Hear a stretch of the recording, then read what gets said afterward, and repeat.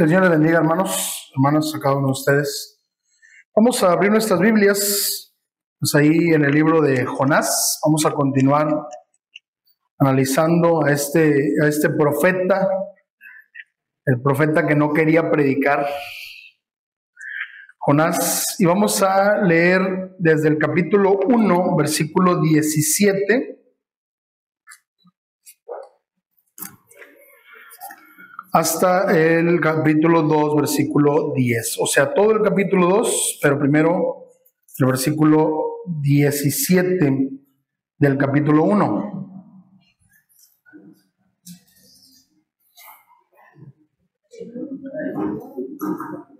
Jonás 1, 17, inicio yo, y luego ustedes en el 2, 1, y así alternamos hasta llegar a unirnos en el 2, 10. Jonás 1, 17 dice: pero Jehová tenía preparado un gran pez que tragase a Jonás, y estuvo Jonás en el vientre del pez 3 días y 3 noches.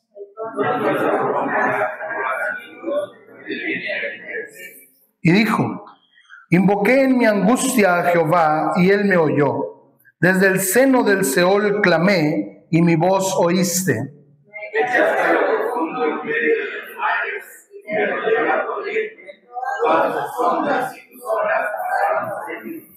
Entonces dije: desechado soy de delante de tus ojos, mas aún veré tu santo templo.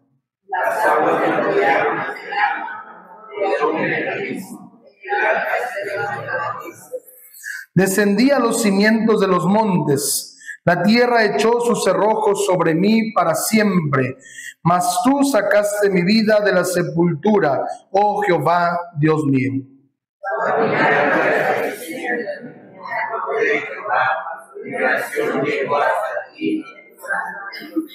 Los que siguen vanidades ilusorias, su misericordia abandonan.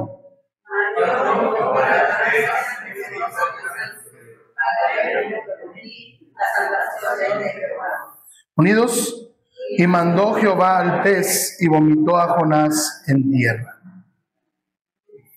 Vamos a orar, hermanos. Padre eterno, en esta hora te damos gracias, Dios, porque podemos tomar este tiempo para meditar en tu palabra. Señor, no permitas que nada interfiera en esta comunicación que tú quieres entablar con nosotros. No permitas, Señor, que nada quite esta bendición que tienes para nosotros al hablarnos a nuestras vidas. Limpia nuestra mente, nuestro corazón, nuestros oídos, para que podamos escuchar tu voz. Bendice nuestras vidas. Oramos en el nombre de Cristo Jesús. Amén. Amén. Pueden tomar sus lugares. Quiero hablarles a usted hoy acerca de un milagro más grande que otro. Jonás estaba viajando tranquilamente en un barco, tratando de huir de la presencia de Dios. Pero el Señor tenía otros planes. La semana pasada vimos cómo en el trayecto Dios levantó un gran viento que se calmó solo cuando Jonás fue arrojado al mar. Pero lo que Jonás visualizó como su escape de la misión que Dios le había encomendado, el Señor lo convirtió en un milagro mayor. Primero, enviando un gran pez a recoger a Jonás para llevarlo de regreso a tierra firme. Creo que es importante señalar que aquí no se menciona una ballena, como es la creencia popular. Se utiliza el concepto o el término un gran pez. Y este gran pez no es lo importante, de hecho. Lo importante aquí es que el Señor lo preparó para que actuara en ese momento especial y específico. Tenemos un milagro delante de nosotros. Un gran pez está ahí para recoger a Jonás. Sin embargo, hay un milagro aún más grande que vamos a considerar hoy. Recordemos entonces que el libro de Jonás es una historia acerca de Dios, un Dios clemente y misericordioso, un Dios soberano, eterno, omnipresente y omnipotente. Y la soberanía y supremacía de Dios como personaje principal en esta narrativa se hacen evidentes precisamente al proveer un pez que se tragara a Jonás. Dios no solo controla el mar, como lo experimentaron los marineros, sino que también todo lo que hay en el mar, como lo experimentó Jonás. Por medio de aquel enorme monstruo marino, el Señor llevó a Jonás a tierra firme. Y el tema de la supervivencia de Jonás dentro del pez lo vamos a ver en un momento más. Pero primero quiero hablar acerca de la oración hecha en la adversidad. Una oración en tiempos de angustia. Sin lugar a dudas, uno de los momentos más destacados en el libro de Jonás es su ferviente oración desde dentro del gran pez. Esa es una oración que dijo desde el más profundo dolor de su alma mientras se precipitaba en las profundidades del mar. Esta oración revela tanto su penitencia como su fe y su triunfante alegría en la liberación de Jonás. Tenemos delante de nosotros a un Jonás diferente. No es el mismo Jonás arrogante que está tratando de huir de la presencia de Dios. Y es que de hecho, tener un encuentro personal con Dios transforma nuestras vidas. Observemos que Jonás, en la oración que leímos hace un momento, no pide ser librado del gran pez. Más bien, la oración es un himno de alabanza, de adoración, de acción de gracias por haber sido librado de la muerte, por haber sido librado de la perdición. Lo más probable es que Jonás escribió la oración muy poco después de haber sido librado del pez. Pero realmente la oración la pronunció estando dentro del pez, expresando sus sentimientos en forma de una oración una y otra vez, mientras reflexionaba sobre su acción pecaminosa y la liberación misericordiosa de Dios. El asunto de la supervivencia de Jonás no es realmente lo más relevante, pero sí quiero hacer un breve comentario. La percepción general, popular, es que Jonás estuvo vivo dentro del pez los 3 días y las 3 noches, y así como que reflexionando, como pensando, ¿por qué estoy aquí en este pez? Y luego después oró, y al instante Dios mandó al pez que fuera a vomitar. ¿Sí o no? Esa es la idea que tenemos, ¿sí? Bueno, tal vez, pero yo voy a decir que no es la percepción que yo tengo.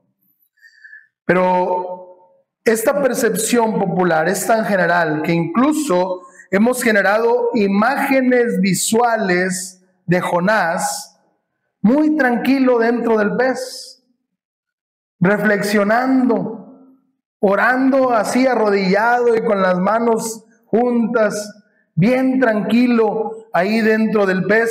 Incluso a veces llegamos a pensar que lo escribió, la oración la escribió dentro del pez, ¿sí? Y hay imágenes ahí, pues sobre todo para los niños, donde está el pez y adentro está Jonás en una mesita, con una antorcha y un papel ahí escribiendo su oración. Ya se dio cuenta que esto es ilógico, ¿no? Por lo menos tenemos que entender que escribió la oración después que salió. Por lo menos, ¿sí? Pero No creo que Jonás haya esperado tanto tiempo para orar. Yo no creo que haya pasado los 3 días vivo dentro del pez, pensando, y hasta que de pronto dijo, bueno, Señor, ya, perdóname. Yo no creo que Jonás haya estado 3 días así. Yo creo realmente que Jonás comenzó a orar desde el momento en que vio aquel gran pez abriendo sus fauces para tragárselo. Si usted en algún momento ha vivido un momento de angustia, una situación de peligro, sabrá a lo que me refiero. En el momento en que vemos la adversidad venir, clamamos al Señor y no nos ponemos a pensar con tanta seriedad para armar una oración tan formulada. Simplemente clamamos, Señor, sálvame, ayúdame, Dios mío.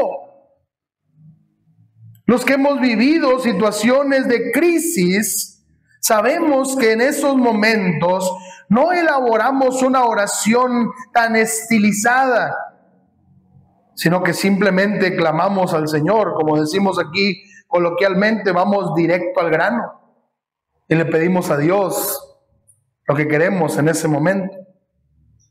Ahora, yo sé que ahí el versículo 1 del capítulo 2 empieza diciendo, entonces oró Jonás a Jehová. Y algunos han tratado de decir, bueno, el capítulo 1 termina diciendo, estuvo Jonás en el vientre del pez 3 días y 3 noches, y luego el 2 dice, entonces oró Jonás a Jehová. Dicen, la palabra entonces hace conectar un conector de tiempo y permite que sea después de. Pero no es eso lo que está diciendo el texto bíblico.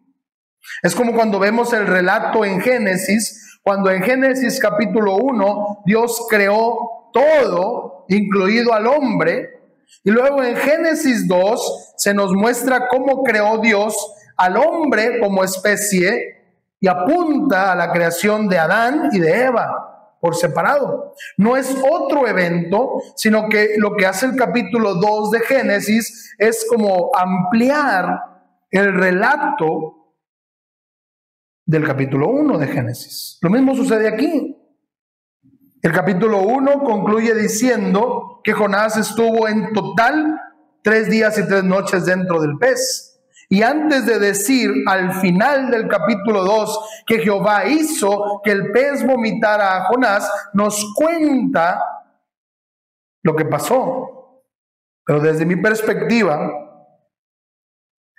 yo creo que Jonás oró de manera desesperada y angustiante cuando iba entrando al pez. Y personalmente, y no nada más yo, hay varios comentaristas, creo que Jonás murió. Ahora, esto déjeme decirlo, algunos han tratado de corroborar el milagro del gran pez usando ejemplos de ballenas grandes. Creo que escuché de una ballena sulfúrica, algo así le llaman, que es muy grande, muy gigante, donde cabe no uno, sino hasta 2 o 3 hombres adultos adentro. Y dicen que esta ballena no tiene dientes, tiene nada más como un tipo de vello con el que filtra la comida, y dicen, ahí está, pudo haber sido este tipo de ballena la que se tragó a Jonás. Algunos incluso han apelado a historias de hombres que afirman haber sido tragado por un gran pez y haber sido devuelto. Pero déjeme decirle algo. Primero, no estoy diciendo que Dios no pudo haber mantenido a Jonás vivo. Dios lo pudo haber hecho. Y esa es la cuestión. El asunto con el pez es un milagro de Dios. No necesitamos confirmarlo mediante algunas ballenas que podrían ser la que Dios usó. Ahí dice el texto que Dios usó un gran pez especialmente preparado para ese momento. Pero ahora, pensando en si Jonás estuvo vivo o muerto, insisto, no estoy diciendo que Dios no podía mantenerlo vivo, porque podía. Pero analizando la oración de Jonás, tratando de verla como una oración en retrospectiva, ahí el versículo 2 dice que él clamó en su angustia y que Dios lo oyó y desde el seno del Seol clamó. Esta frase del seno del Seol, la palabra Seol tiene que ver con tumba, con sepultura. Se usa de diferentes maneras, pero siempre en este sentido. Entonces la idea aquí es que Jonás estaba entendiendo, al momento de caer en el pez, estaba entendiendo que se iba a morir. Cuando sale, escribe lo que él se acordaba que había orado, le da el formato de la poesía que tenemos delante de nosotros, y entonces dice: yo pensé que me iba a morir, y aquí estoy. Pero sí murió. Y le voy a decir por qué sí creo que murió. Porque el Señor Jesús utiliza la expresión, la señal del profeta Jonás, para referirse a él mismo, diciendo que el Hijo del Hombre iba a morir y a estar 3 días y 3 noches en las profundidades para luego resucitar. Para mí esta expresión es fundamental. Jesús está diciendo que Jonás bajó a las profundidades del mar, murió, estuvo 3 días y 3 noches y Dios lo resucitó. Si no abrimos esta interpretación y nos quedamos con la cultura general que tenemos de que Jonás estuvo vivo, estamos abriendo la puerta a aquellos detractores que dicen que Jesús no murió y que realmente entonces no resucitó. Pero para nosotros los cristianos es fundamental la muerte y la resurrección de Jesucristo. Por lo tanto, creo que podemos entender que Jonás murió y Dios lo resucitó. Ahora, si usted dice, bueno, yo quiero seguir creyendo que estuvo vivo, bueno, por lo menos quítele la mesita y la antorcha y todo eso, ¿sí? Porque lo que Jonás cuenta no tiene nada que ver con eso. Pero vamos a ver entonces, no vamos a detenernos ahí, vamos a ver la petición de Jonás. Precisamente este versículo 2 que comenté hace un momento nos da una demostración de la más hermosa poesía hebrea. La poesía hebrea se distingue de la poesía española o mexicana, como la quiera llamar usted, en el hecho de que la poesía hebrea utiliza lo que se llama el paralelismo. El paralelismo es que la primera línea corresponde a la segunda. Por ejemplo, el versículo 2 dice: invoqué en mi angustia a Jehová. En la segunda línea está: desde el seno del Seol clamé. Esta parte clamé es paralela con invoqué. Es lo mismo, ¿no? Luego dice en mi angustia, y luego abajo dice en el seno del Seol. Y luego arriba dice y él me oyó, y abajo dice y mi voz oíste. Ese es el paralelismo.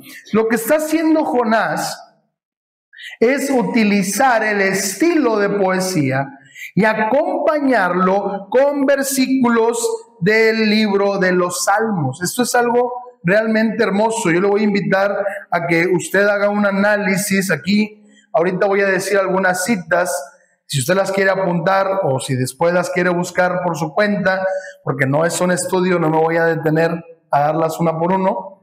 Pero hay un uso impresionante de los salmos que hace Jonás.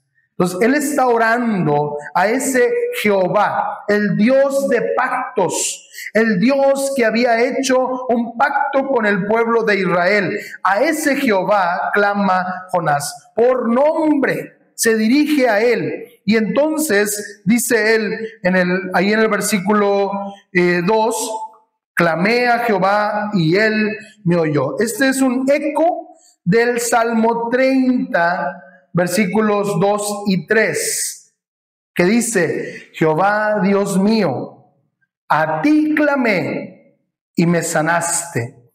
Jehová, hiciste subir mi alma del Seol, me diste vida para que no descendiera a la sepultura.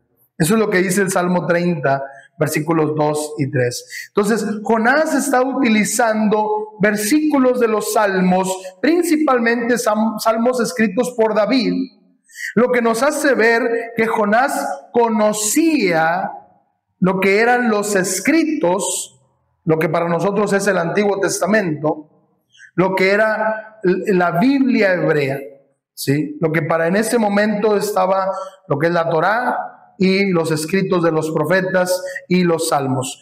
Todo el resto de los profetas mayores y menores que nosotros estamos considerando apenas estaba en curso, pero Jonás conocía los salmos y los usó en ese momento de angustia. Cuando Jonás describe esa angustia, dice: tú me echaste a lo profundo, todas tus ondas y tus olas pasaron sobre mí. Y él está utilizando aquí el Salmo 42, versículo 7, cuando dice: un abismo llama a otro a la voz de tus cascadas, todas tus ondas y tus olas han pasado sobre mí. Obviamente para Jonás tenía un sentido muy especial. Estaba dentro del mar, realmente.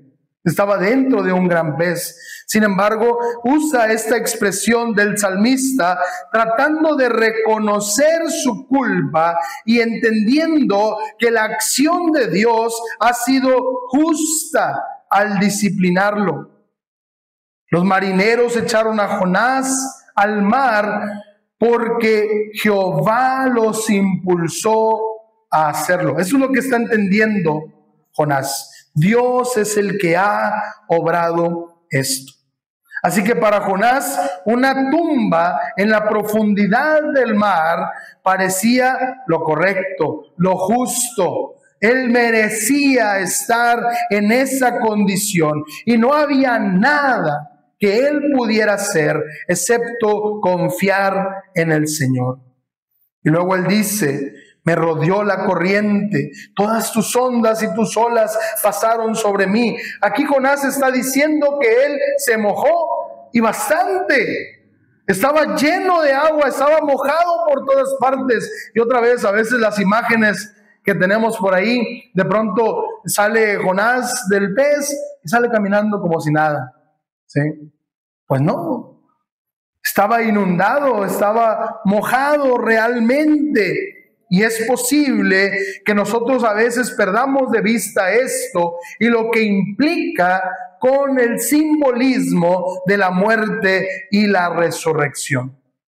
Por eso insisto, la pregunta no es si Dios pudo mantener vivo a Jonás por 3 días y 3 noches. La pregunta es si realmente Dios lo hizo. Porque tal parece que Dios permitió que Jonás realmente muriera para luego volverlo a la vida y darle una segunda oportunidad.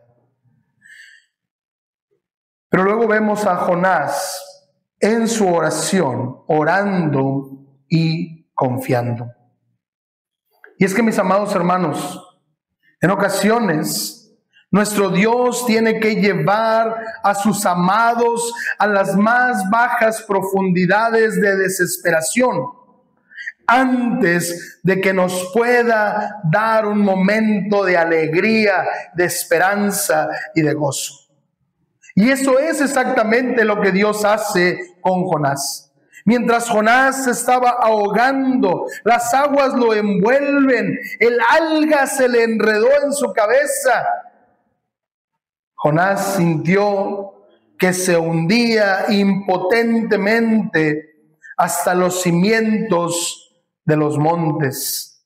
Y aquí hay una expresión que el salmista utiliza en el Salmo 18, versículo 15. Y esta expresión, los cimientos de los montes, es algo que los que estudian los océanos han comprobado. En el fondo del mar hay montes también, ¿sí? De hecho, por ejemplo, conocemos que el monte más alto sobre el nivel del mar es el Everest. Pero hay otro monte que es más alto que el Everest, porque ese monte tiene una profundidad debajo del mar. En el fondo del mar hay diferentes relieves. Y eso es algo que Jonás está diciendo como si de un testigo ocular se tratara. Bajó a las profundidades del mar, vio a su alrededor esos relieves y mientras estaba ahí pudo saber que Dios es el creador también de esas profundidades. Allí estaba Jonás en el fondo del océano, enredado en algas marinas, mientras la arena lo cubría por aquellas corrientes subterráneas. Y mientras estaba ahí impotente, se sentía desfallecer y tuvo que confesar que Dios lo había desechado. Tuvo que reconocer su desobediencia. Ahí estaba Jonás, aquel que había tratado de huir de la presencia de Jehová. Ahora estaba reconociendo que aún en lo más profundo del mar, ahí está Dios. Ahí está el omnipotente Dios, el omnipresente Jehová, nuestro Dios. Ahora, Jehová despierta en Jonás la fe. Desde lo profundo de su desesperación, Jonás clama a Jehová. Y Jonás nos cuenta cómo él, estando en ese momento de angustia, encontró en su ser la fe suficiente para reconocer: yo sé que veré tu templo. Veré tu templo, dice Jonás. Y esta es una referencia al Salmo 23, versículo 6. En la casa de Jehová moraré por largos días. Ahora, tal vez Jonás está pensando en el templo en Jerusalén, pero probablemente está pensando también en el lugar donde está Dios, donde habita la presencia de Dios. Porque para aquellos que le hemos conocido, sabemos que Dios no está restringido a un edificio hecho por manos de hombres. Jonás pudo haber pensado también en el Salmo 5, versículo 7, que dice: mas yo por la abundancia de tu misericordia entraré en tu casa, adoraré con reverencia hacia tu santo templo. Así que Jonás está consciente de que lo único que lo puede salvar de aquella tumba en el fondo del mar es la misericordia de Jehová.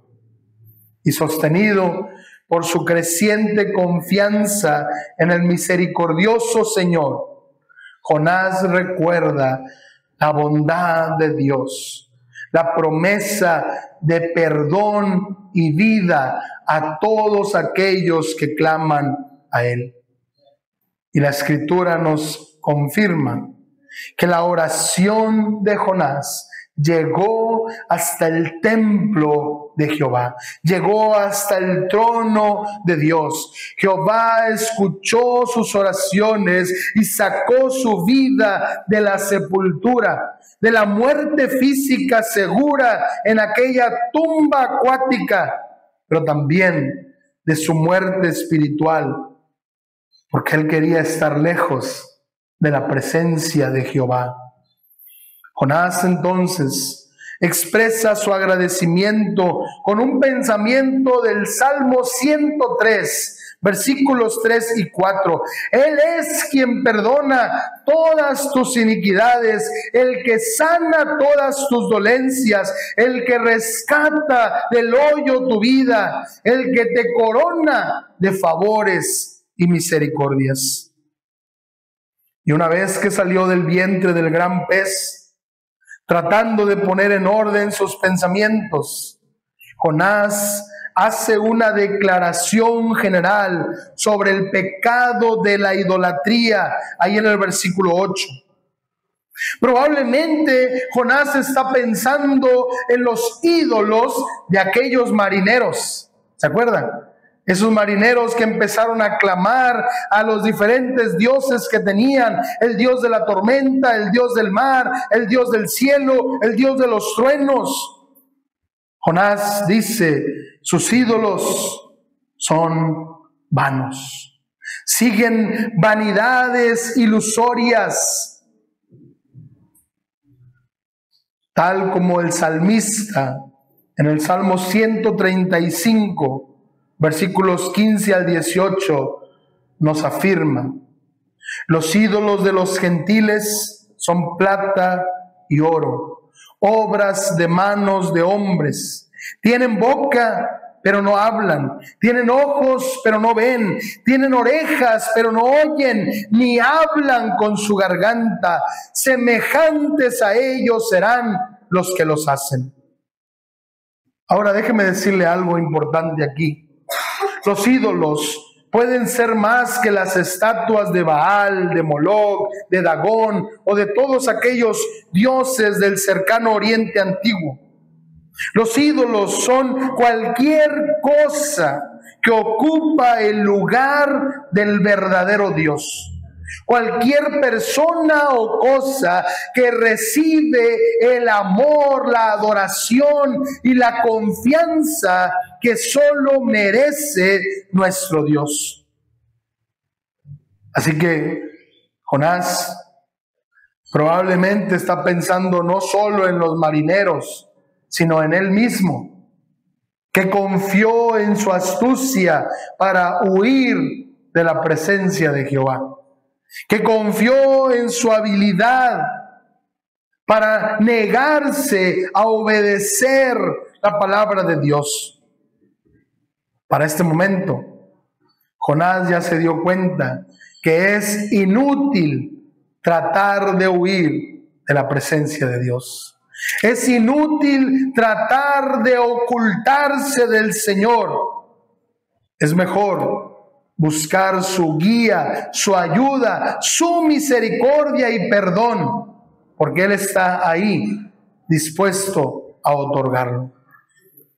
Jehová sacó la vida de Jonás de la sepultura, evitó su destrucción, y entonces Jonás pudo expresar alabanza por la liberación de Jehová con palabras como el Salmo 18:16: envió desde lo alto y me tomó, me sacó de las muchas aguas.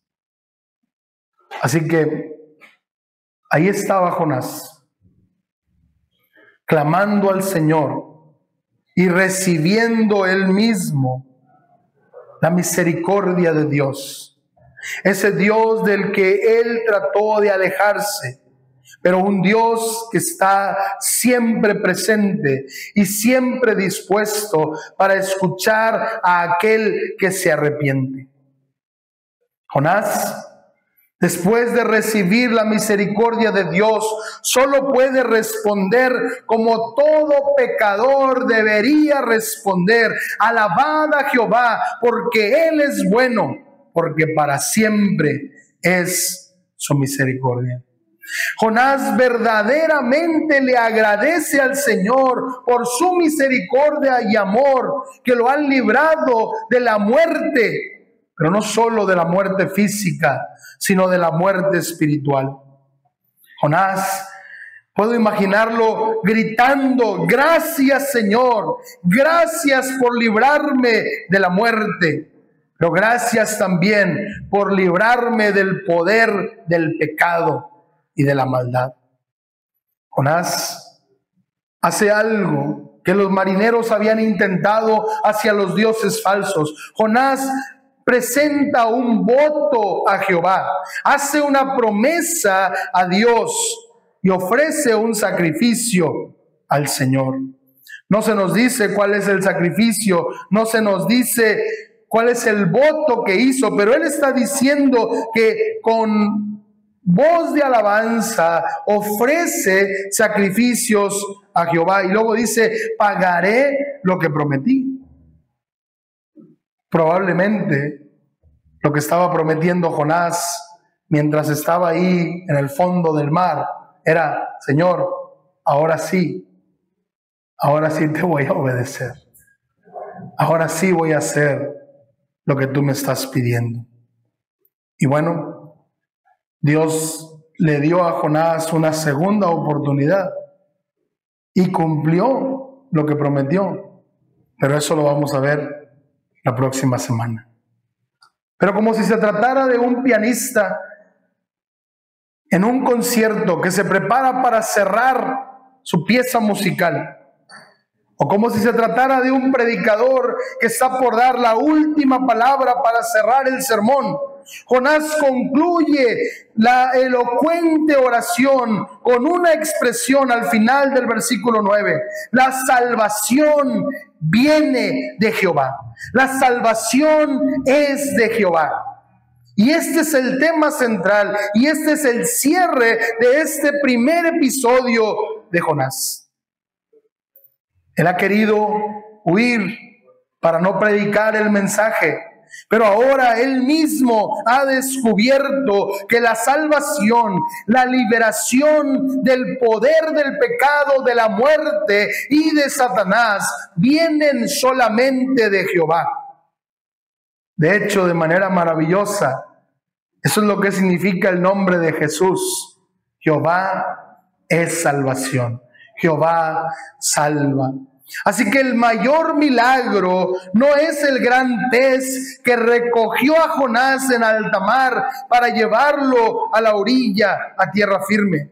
El más grande milagro es que Dios ha decidido salvar a los pecadores. Los marineros experimentaron la salvación de Jehová, y ahora también Jonás. Y muy pronto los ninivitas van a experimentar que la salvación viene de Jehová. Pero por ahora vamos a orar para agradecerle a Dios por nuestra salvación tan grande. Amado Padre Celestial, gracias, Señor, por amarnos tanto.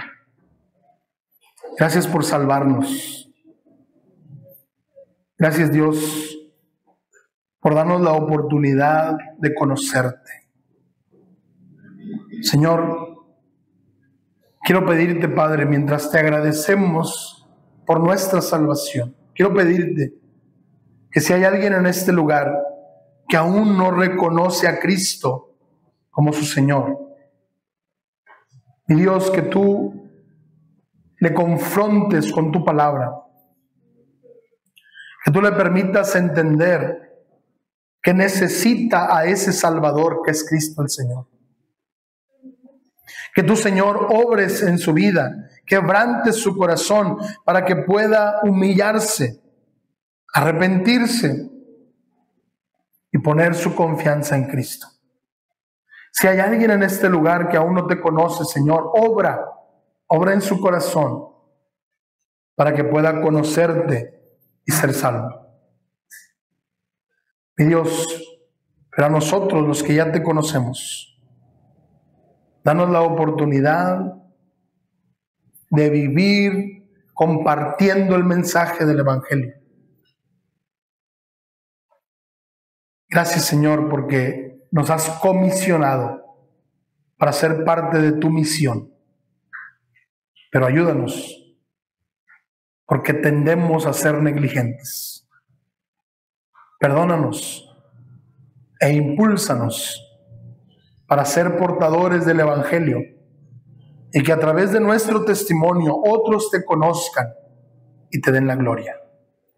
Oramos en ese nombre que es sobre todo nombre, de Cristo Jesús. Amén. La salvación viene del Señor. La salvación viene de Jehová. Así que si usted es salvo, viva para la gloria de Dios. Si usted no conoce a Cristo todavía, le invito a que se acerque al Señor Jesús para que pueda conocerle y darle la gloria. Que Dios les bendiga.